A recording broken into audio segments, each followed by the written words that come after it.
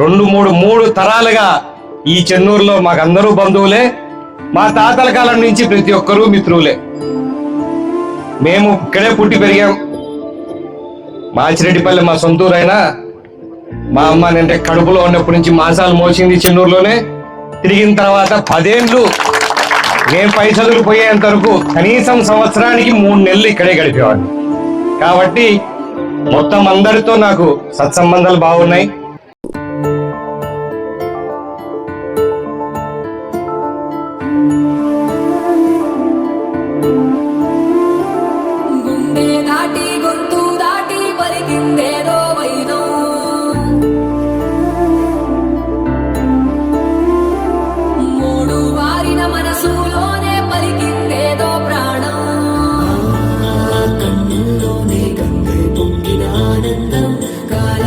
పరిహాసం చేసిన స్నేహం